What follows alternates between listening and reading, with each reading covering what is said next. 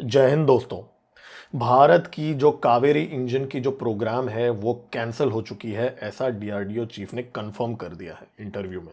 Kaveri engine के fail होने के पीछे फ्रांस का भी हाथ है। जी हाँ, वो कैसे है उसके बारे में भी हम इस वीडियो में बात करेंगे। अब इसके बाद में बहुत बड़ा हड़कंप मच गया है क्योंकि F414 की इंजन की जो डिलीवरीज जो है वो तो आ ही नहीं रही है। 99 में से अभी सिर्फ 8 ही इंजन डिलीवर हुए हैं और आगे तेजस के 87 फाइटर जेट्स के और नए ऑर्डर्स देने की यहाँ पे बातें हो रही है। यूनाइटेड स्टेट्स भारत को इंजन्स दे नहीं रहा है और साफरन फ्रांस का जो कंपनी है, रोल्स रॉयस जो यूके की कंपनी है और आईएचआई जो जापान की कंपनी है, इन्होंने अपनी इंजन ऑफर कर दिए है एएमसीए के लिए, भारत का जो 5.5 जनरेशन फाइटर जेट के लिए। अब क्या भारत जनरल इलेक्ट्रिक से वापस तेजस के आगे के जो जेट्स हैं उनके भी ऑर्डर्स देगा? क्योंकि अगर उनके ऑर्डर्स देगा तो भारत को एक बहुत बड़ा रिस्क खुल जाता है। अभी तक जनरल इलेक्ट्रिक ने हमें इसका ही सप्लाई नहीं दिया बराबर, तो कैसे भारत दूसरा ऑर्डर देगा? तो ऐसे टाइम में क्या भारत यूनाइटेड स्टेट्स के साथ अड़ के क्या पंगा ले सकता है ट्रंप के साथ? क्योंकि ट्रंप की जो ट्रेड डील की जो धमकी है, अभी 9 तारीख का जो डेडलाइन है और जयशंकर जी जो मीटिंग्स कर रहे हैं पीटर हेगसेथ के साथ और फॉर मार्को रूबियो के साथ, यहाँ पे अभी अगर भारत ने कोई भी डिसीजन ले लिया जो यूनाइटेड स्टेट्स के फेवर में नहीं हो तो भारत के लिए बहुत ही खतरनाक साबित हो सकता है। क्योंकि यूनाइटेड स्टेट्स इस समय पाकिस्तान को भारत के अगेंस्ट यूज़ करने में पूरी कोई कसर नहीं छोड़ रहा है। दोस्तों, इस वीडियो में मैं टेक्निकल कंपैरिजन तो करूंगा ही ये 4 इंजन्स का जो जिनके मैंने नाम लिए हैं, लेकिन इसके जियोपॉलिटिकल कंपैरिजन्स भी करूंगा कि अगर भारत कोई भी एक इंजन लेता है तो उसके डिसएडवांटेजेस क्या हैं भारत के लिए और एडवांटेजेस क्या हैं, और फाइनली कौन सा इंजन भारत को लेना चाहिए अपने एएमसीए के लिए और क्यों, वो भी मैं इस वीडियो में डिस्कस करूंगा। लेकिन मैं आपको एक रेवलेशन दे देता हूं, जो इंजन भारत को लेना चाहिए और भारत क्या एक्चुअल में जो इंजन लेगा वो दोनों अलग हो सकते हैं। जी हाँ, ये बहुत दुख की बात है, लेकिन इसमें बहुत ज़्यादा दुख की बात भी नहीं है, इसमें गुड न्यूज़ भी है। सारी चीज़ों के बारे में हम बात करेंगे। मेरा नाम है गिरीश और आप देख रहे हैं एम जियोपॉलिटिक्स। चलिए स्टार्ट करते हैं। देखिए, सबसे पहले हम शुरुआत करेंगे, मैं आपको थोड़ा सा बैकग्राउंड दे दूंगा क्योंकि इससे पहले कि मैं इंजन की कंपैरिजन करूं और जियोपॉलिटिकल इंप्लीकेशंस की बात करूं, थोड़ा सा आपको ना हिस्ट्री समझना पड़ेगा भारत का डिफेंस एक्विजिशन का। ज़्यादा टाइम नहीं लूंगा, 2 मिनट के अंदर फटाफट बता दूंगा इंजन से रिलेटेड। देखिए, यहाँ पे क्या है कि भारत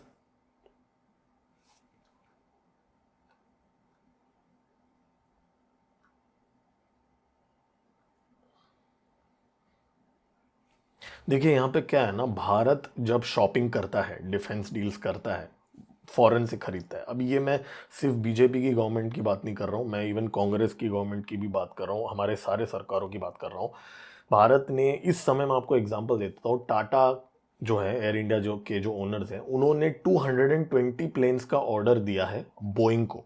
ठीक है, $34 बिलियन का डील था ये, जहाँ पे 787 777 ये सारे जहाज़ों का, 737 मैक्स ये सारे जहाज़ों का डील किया था, $34 बिलियन, ठीक है, बोइंग से। और उतना ही नहीं, 250 एयरक्राफ्ट्स, ठीक है, 250 एयरक्राफ्ट्स एयरबस से खरीदे हैं। Again $36 billion, $36 billion Airbus. Boeing जो है यूएस की कंपनी, उसको हमने बांटा है 34 बिलियन, 220 एरोप्लेन्स के लिए एयर इंडिया ने, टाटा ने, और एयरबस जो फ्रांस की कंपनी है उसको हमने दिया है $36 बिलियन 250 एयरक्राफ्ट्स के लिए, जो A35 और जो बाकी जो नियो 321 वगैरह हैं उनके लिए। ठीक है, और इतना ही नहीं, हमने अगर हम जोड़ लें दोनों का, अगले 40 साल तक का डील सेट है भारत का दोनों देशों के साथ। ठीक है, तो भारत कमिट कर चुका है यूनाइटेड स्टेट्स और फ्रांस के साथ बिजनेस एविएशन इंडस्ट्री के अंदर। अब आप सोचिए, इतना हम ऑलमोस्ट 80-100 बिलियन के डील्स कर रहे हैं, तो हमको हमारे नेगोशिएशन के अंदर उनसे कुछ और चीज़ें भी लेनी होंगी ना। अब ऐसा तो नहीं है कि भाई हमने ऐसे ही खरीद लिया, हमें कुछ मिला नहीं रिटर्न में। हमें बदले में क्या मिल रहा है कि भाई हैदराबाद के आउटस्कर्ट्स में एक गराज खोलने का फैसिलिटी दे रहा है बोइंग और एयरबस। वहाँ पे ऐसी ऐसी बातें, छोटी छोटी बातें चल रही हैं कि जहाँ पे स्क्रू ड्राइवर से फाइटर जेट्स की रिपेयरिंग वगैरह की जाएगी। ये हमें एक्स्ट्रा मिल रहा है इन डील्स में। टेक्नोलॉजी ट्रांसफ़र कुछ नहीं मिल रहा है, हमें कोई एडिशनल चीज़ नहीं मिल रही है। तो हमारा माइंडसेट एक्विजिशन का कुछ ऐसा है। अभी मैं आपको एक एग्जांपल दे देता हूँ चाइना से। मैं अगर मैं आपको एग्जांपल दूँ डिफेंस एक्विजिशन कैसे चलता है, अभी 1985 की बात है। मैं आपको एक किस्सा बताता हूँ। कैलिफोर्निया बेस्ड एक मैककर्नल डोगलस एयरक्राफ्ट कंपनी हुआ करती थी। चाइना ने 26 passenger aircraft, medium haul passenger MD-80 aircraft का डील किया था, 800 मिलियन, उस टाइम की बात है 1985 की। और उस डील के तहत ये था कि जो भी मैन्युफैक्चरिंग है, असेंबलिंग है, वो चाइना के अंदर होना चाहिए, ऐसा क्लॉज रखा था। ये क्लॉज चाइना ने रखा था 1985 में। ठीक है, मैं उस टाइम की बात कर रहा हूँ जब चाइना कुछ था भी नहीं उस टाइम पे। आज तो चलो चाइना का नेगोशिएटिंग पावर है, लेकिन उस टाइम पे चाइना ने ऐसा डील किया था। अब ये सारे 25 जेट्स चाइना में बन गई, और उसके बाद में पता है क्या हुआ था? ये जो कंपनी है मैकॉनल डोकलास, उसको खरीद लिया चाइनीज कंपनी ने। और मैं और मैकॉनल डोगलस के जो स्टाफ थे वो ऑलमोस्ट 10 साल तक चाइना के अंदर, उनको as per the contract China में आके काम करना था और चाइनीज टेक्नीशियंस को ट्रेनिंग देना था। तो ये एक अमेरिकन कंपनी के जो एम्प्लॉयज़ हैं उन्होंने चाइना के लोगों को ट्रेनिंग दिया। तो चाइना ने ये पूरा ट्रेनिंग और नॉलेज ले लिया उनसे, और उसके बाद में उसी कंपनी को खरीद लिया। ठीक है। और आप मज़े की बात सुनिए, अभी जो चाइना का कॉमैक C919 जो एयरक्राफ्ट है ना, हम बोलते हैं ना कि भारत ने आज तक अपना पैसेंजर एयरक्राफ्ट नहीं बना पाया, चाइना बना रहा है ना आजकल, हम बोलते हैं ना चाइना बना रहा है। उसकी टेक्नोलॉजी कहाँ से मिली चाइना को?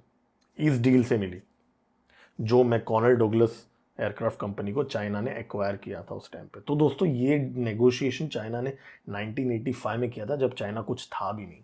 ऐसे में भारत आज वर्ल्ड का 4th लार्जेस्ट इकोनॉमी है, यूएस के साथ $85 बिलियन तक से भी ज़्यादा का सालाना ट्रेड हमारे साथ है।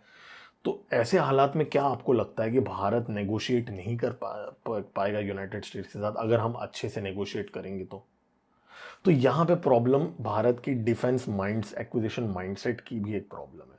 अब थोड़ा हम जियोपॉलिटिकल कंपैरिजंस कर लेते हैं कि भारत को क्या डिसएडवांटेजेस हैं हर देश के साथ ये इंजन खरीदने से लेके।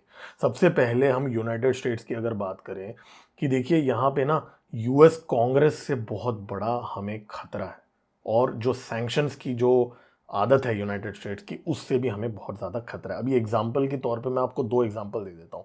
रोनाल्ड रेगन जो है, जो यूएस का प्रेसिडेंट हुआ करता था, एक टाइम पे उसने एक डील किया था भारत के साथ, उस टाइम की गवर्नमेंट की, जो तारापुर न्यूक्लियर प्लांट में जो न्यूक्लियर फ्यूल का सप्लाई का एक डील था। उस टाइम पे यूएस कांग्रेस ने ऑब्जेक्शन उठा लिया था, और उसने भारत को उस टाइम पे बोला था कि यार मैं करना तो चाहता हूँ लेकिन मेरा कांग्रेस अलाउ नहीं कर रहा है। एक काम करता हूँ मैं ना, मेरा जो दोस्त है फ्रांस, उसको बोल देता हूँ कि यार वो तुम्हें दे दे, मैं उससे बात करता हूँ। ठीक है, मैं करता हूँ ना बात। ऐसा करके उसने फ्रांस के जो प्रेसिडेंट उस टाइम पे थे उसके साथ बात करके भारत को न्यूक्लियर फ्यूल दिया था। ये 1985 के टाइम की बात है। तो रोनाल्ड रीगन के साथ उस टाइम पे ये बात हुई। और उसके बाद में बिल क्लिंटन ने 1998 की बात है, जब भारत ने न्यूक्लियर टेस्ट किया था, उस टाइम पे बिल क्लिंटन ने जो एक यूके की कंपनी थी, वेस्टलैंड नाम की कंपनी थी, उसके ऊपर सैंक्शंस लगाया, क्योंकि वो अपेरेंटली भारत के जो एंटी सबमरीन हंटिंग हेलीकॉप्टर्स जो थे, जिसको अभी सीहॉक ने रिप्लेस किया, उन हेलीकॉप्टर्स को जो पार्ट सप्लाई कर रहा था, जो वेस्टलैंड कंपनी को जो पार्ट्स जो कंपनी सप्लाई कर रहा था, उस यूएस की कंपनी को सैंक्शन कर दिया था बिल क्लिंटन ने। ठीक है। तो उस टाइम पे भी 1998 में भी बिल क्लिंटन ने भारत को धोखा दिया था सैंक्शंस करके। ठीक है। और हम F414 का तो देख ही रहे हैं, 99 में से 8 ही इंजन अभी तक डिलीवर हुए हैं, जबकि बोइंग ने अभी रिसेंटली एक रिपोर्ट रिलीज किया जहां पे उन्होंने बोला कि भाई F414 1600 इंजन F414 सप्लाई किए हैं बोइंग ने। ठीक है। और भारत को 99 नहीं दे पा रहा है, तो यहाँ पे कुछ गड़बड़ तो है ना।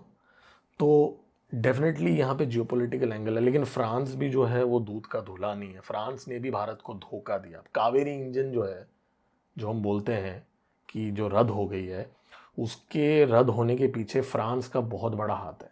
जी हाँ, फ्रांस का बहुत बड़ा हाथ है, क्योंकि फ्रांस का जो साफरन है उसकी जो पेरेंट कंपनी है, ठीक है, उस कंपनी का नाम है स्नेकमा।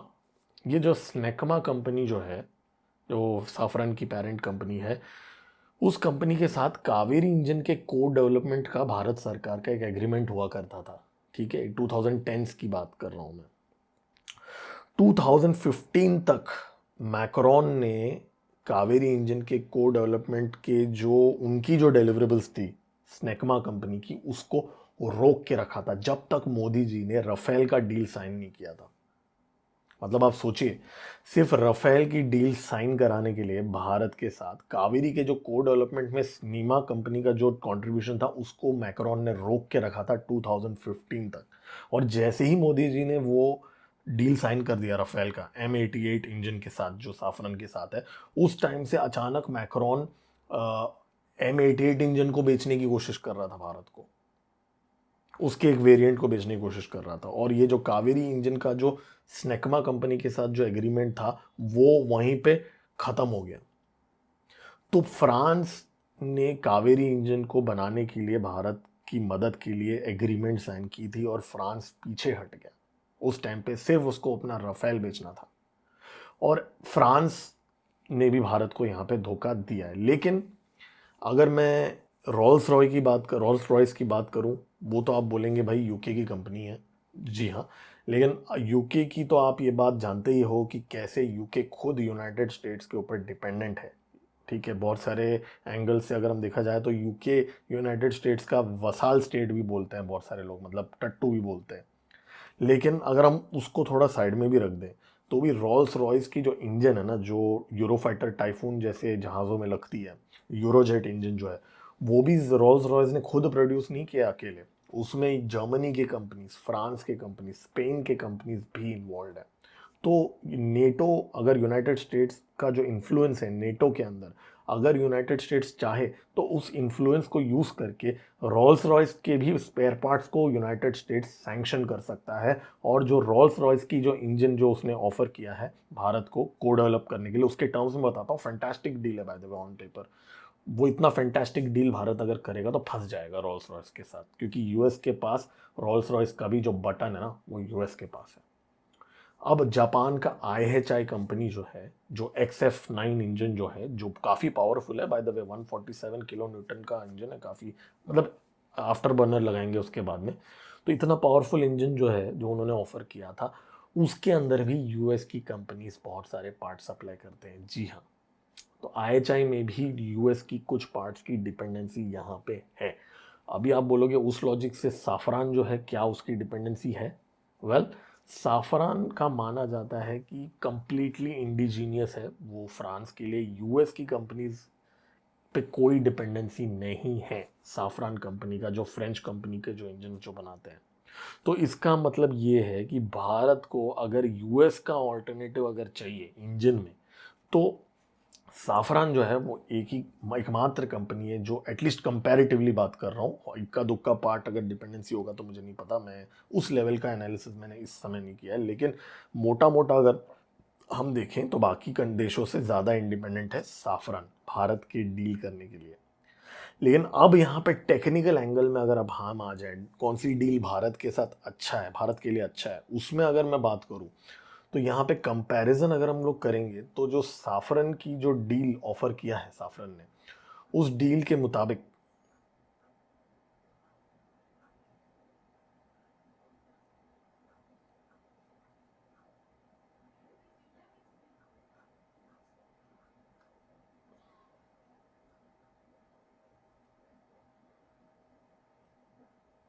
ठीक है, साफरन की अगर मैं बात करूं तो भारत को 100%, जी हाँ 100% टेक्नोलॉजी ट्रांसफर ऑफर किया है साफरन ने। और ये AMC के लिए बहुत ज़बरदस्त बात है। और साफरन ने ये भी बोला है कि इसकी जो मैन्युफैक्चरिंग है वो मेक इन इंडिया के अंदर, भारत के अंदर इसकी मैन्युफैक्चरिंग होगी ये इंजन की। ठीक है, तो ये बहुत बढ़िया बात है। तो साफरन ने ये ऑफ़र किया है। लेकिन हाँ, एक है कि भारत को अगर थर्ड कंट्री को बेचना है ये मैन्युफैक्चर करके, तो उसके लिए साफरन के साथ अलग से एग्रीमेंट करनी पड़ेगी भारत को। तो ये क्लॉज वहाँ पे है। लेकिन रोल्स रॉयस ने तो भाई ज़बरदस्त ऑफर दे दिया भारत को। रोल्स रॉयस ने बोला कि भाई हम 100% टेक्नोलॉजी ट्रांसफ़र तो करेंगे ही, हम मैन्युफैक्चरिंग भी करेंगे, ठीक है, और हम को डेवलप भी करेंगे स्पेशली भारत के लिए कस्टम मेड इंजन, हम सब दे देंगे।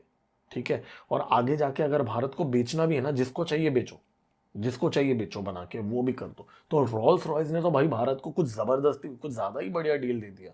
तो क्या ये मिथिया है?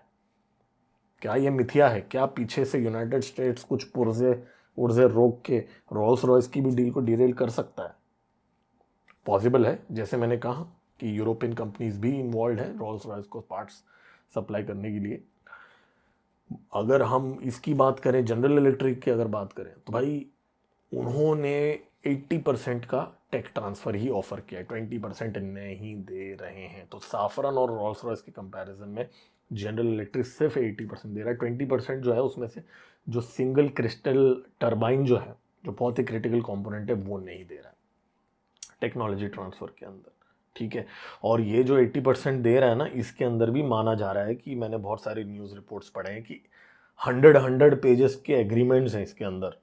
और उन एग्रीमेंट्स के अंदर ऐसे ऐसे क्लॉजेज हैं कि यूएस उस क्लॉजेस को इस्तेमाल करके ये 80% में से भी 30-40% रोक सकता है, कोई ना कोई लीगल मम्बो जम्बो का इस्तेमाल करते हुए।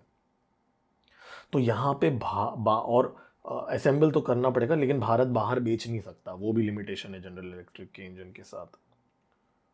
ठीक है। और जो मैन्युफैक्चरिंग प्लांट की जो स्टार्ट होने का था, वो तो 2-3 साल से डिले चल रहा है। अब रिसेंटली एचएएल के जो चेयरमैन हैं, उन्होंने बोला कि भाई अगले साल मार्च में मैन्युफैक्चरिंग स्टार्ट हो जाएगा। उसका भी कोई अता पता नहीं है। तो यहाँ पे दोस्तों बात भरोसे की है। ठीक है। बात जो है भरोसे की है। यहाँ पे आप किस पे भरोसा कर सकते हो? जियोपॉलिटिक्स में तो आप किसी पे भी भरोसा नहीं कर सकते हो, राइट। अब यहाँ पे बात प्योरली ये जियोपॉलिटिकल डिसीजन है। क्योंकि अगर भारत को, अब मैं बोलता हूँ कि मेरी पर्सनल ओपिनियन क्या है इस पॉइंट के ऊपर।